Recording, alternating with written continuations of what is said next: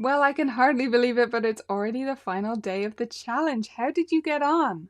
Let's review what we did with this piece so that you can use that process going forward for all rote pieces. First of all, we got to know the piece properly ourselves. We asked ourselves questions about repeats and sequences and different tricky spots that students might struggle with.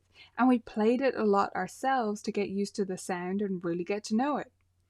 Then we practiced miming teaching it and thought through the teaching process in a micro sense. Then we mapped out where it was going to fit in a lesson, broken apart into different segments so that we were revisiting the piece several times, at least 3, probably up to 6 times throughout the lesson. And then finally, we taught it to a student. And hopefully, as you did that, you learned even more about the piece. Once you've taught a piece to a student, different students, a few times, you start to get to know it really well and you can teach it more and more efficiently.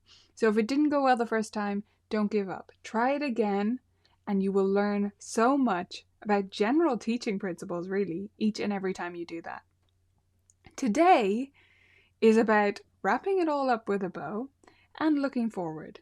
So today I'd love you to do some research and share with each other about common or popular places that you look for rote pieces. I'll start you off, but if you have more books and resources to recommend, we would love to hear them in the Facebook group.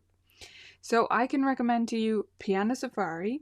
If you're not using the main method, that's okay. So if you're using the main method, you don't need the supplemental rote books.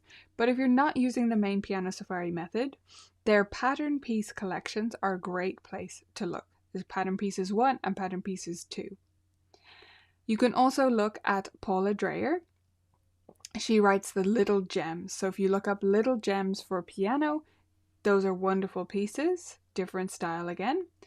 And then another great place to look is Samantha Coates' site, which is roterepertoire.com. She is the writer of Blitz books, if you're familiar with those. So roterepertoire.com, and she has individual pieces, and her style of writing rote pieces is a little bit different. It's really interesting. Definitely check those out if you're not familiar. If you have other favorite rote pieces, I already have a few others that I could mention, but I'm going to leave them. I want to hear your favorites. Those are my top 3.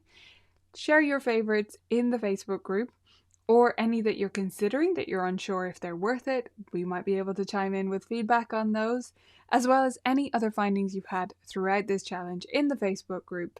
I'm so excited to hear how you get on, and thank you so much for joining me for this challenge. It's been a blast.